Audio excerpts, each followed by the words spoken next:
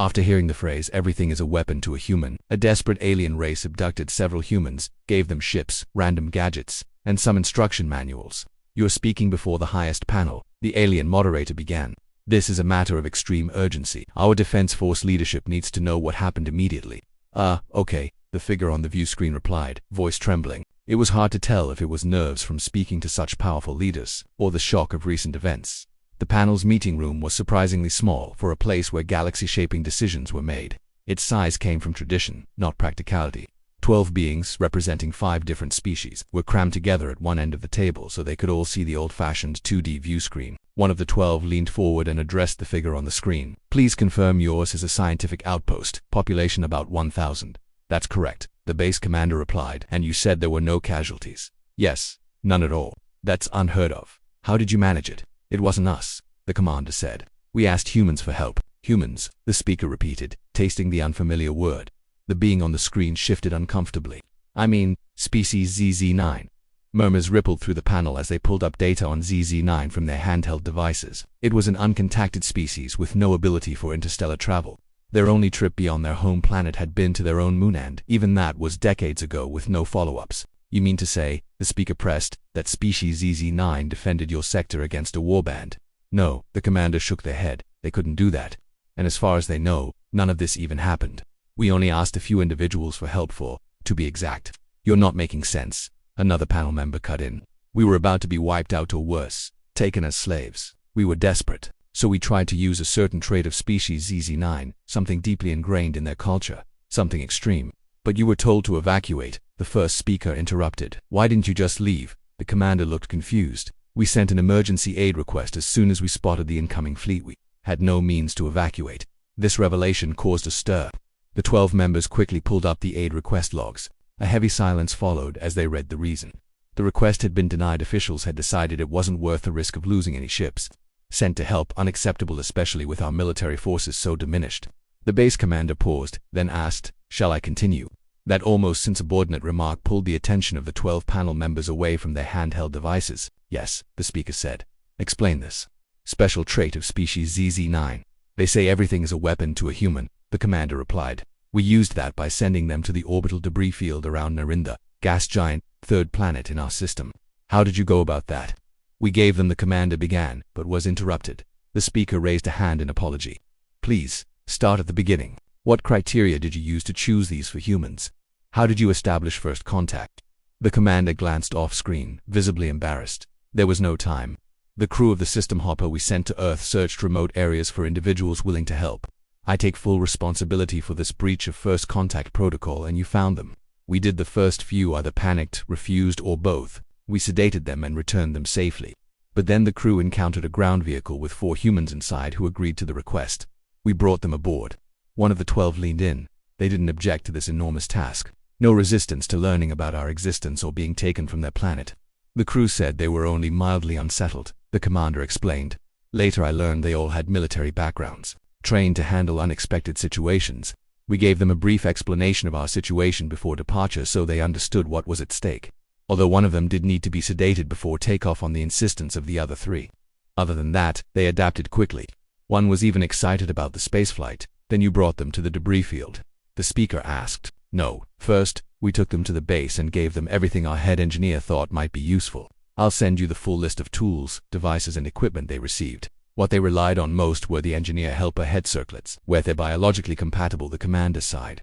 "Our research shows several similarities in our brain structures. Apparently we're close enough for that type of neural interface to work on them. But the most remarkable part was what came after. This is extremely dangerous."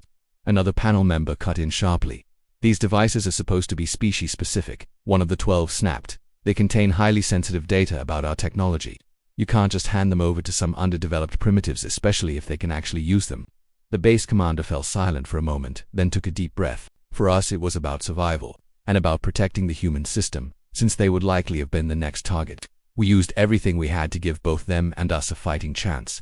"Honorable as your intentions may be," the speaker replied, "this will leave a permanent mark on your record." I'd even go so far as to. The agitated political leader stopped mid-sentence when the panel chair motioned for silence. They turned back to the commander. "Please, tell us what happened next." Among the 4 humans, there was already a clear chain of command. Their leader took charge of all communications and devised a plan based on the intelligence we provided and the defensive resources available. They requested a ship to transport themselves and their chosen equipment to Neron's orbital debris field. What kind of weapons could they possibly find there, and what did they make of them? None, the commander said flatly. The debris field is the leftover wreckage from a failed gas mining operation. For years, it was used as a dumping ground for obsolete technology from various civilian cooperatives until new laws finally stopped it.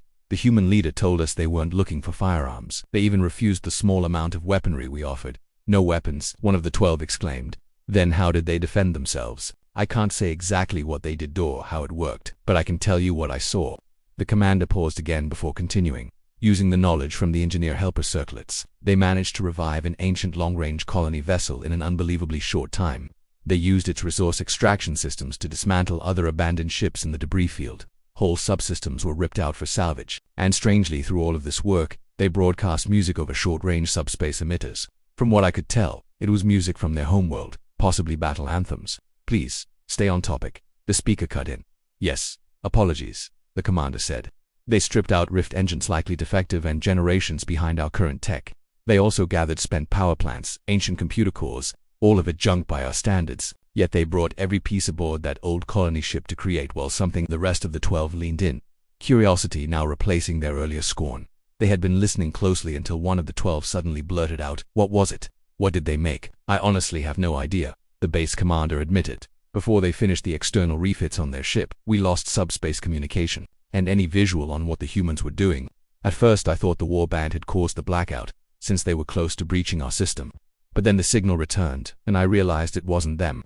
We still had no idea what the humans' plan was. The warband arrived, and we were on the edge of panic. Hundreds of ships dropped through the rift, and nothing stood between us and them. Just as their fleet began to advance, a broadcast came from Neron's orbit. In rough, clipped words, the warband was told to surrender. Our sensors also detected about 40 active ship signatures in that area. The warband must have noticed too, and assumed it was a sizable local defense force. Without hesitation, they changed course for Neron. In reality, only one ship was there.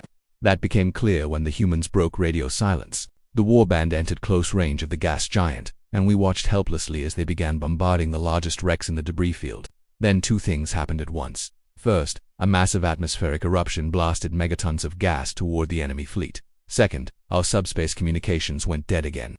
This time, our engineers discovered the cause. A localized subspace interference field. It jammed everything, even the rift engine navigation of their ships. This was only part of the humans' defense. The second part we didn't understand until much later, when the light from Neron finally reached us. The warband's battleships, trapped in dense clouds of gas, were unable to flee, confused and effectively blind. That's when the 4 humans charged in aboard their heavily modified colony ship. For as long as I've lived, I've never seen such a massive vessel move with that kind of speed. It darted through their formation like a predator. From what we could tell, they were using the gas clouds as a transmission medium for some kind of concussive attack. One by one, the warband's battleships were disabled as the humans weaved through their ranks. The commander paused, but before we could celebrate, a few surviving ships shook off the effects and opened fire. Silence gripped the room. "I think you should know why the mining operation on Neron failed," the commander continued. Mixed in with its lighter atmospheric gases were volatile compounds, stirred up by massive stationary hurricanes, compounds that could be ignited accidentally or otherwise. The commander's voice dropped. "We saw the entire warband fleet vanish in the fire, in what I can only describe as an immense ball of fire after it receded. We saw the warband barely able to stabilize their tumbling ships because their exterior systems had presumably been partly melted into slag, and the humans," someone of the 12 stammered, "they are fine. We were sent a transmission." Just when local subspace cleared up, there was a departure through a subspace rift shortly after that, which is a feat that I wouldn't have put past that modified colony ship. So the humans, they are somewhere out there. "I guess how did they do that?" the speaker asked tonelessly, and not anyone in particular. "How could they stop a warband with a single ship and come out of it alive?" Another of the TW threw in the question. "Did they truly suffer no casualties?" "Yes, there were no dead, which is why we will have to make another request for emergency aid." "What?" Why the being on the screen waved their arms. "Because while we were able to take them in, we cannot possibly accommodate some 3,000 refugees." "What are you talking about?" "Fewer band. They surrendered. It's why we won." The speaker didn't manage to finish the sentence as they asked, "So when you said no casualties?" "Yes, I was talking about both sides. I am fairly certain the humans were very careful to only use non-lethal means to disable the warships, but we do now have a large number of people here that are begging to stay planetside as they claim to be scared of space, so we need supplies. 2 of the 12 tried and failed to say something, and 1 other kept staring wordlessly. Finally the speaker broke the silence and weakly asked, "Can you put us in contact with those humans?" "I think so." The base commander held up a piece of paper into view. In their last transmission, they told us we were to ask them for help if we or someone we knew came under attack again.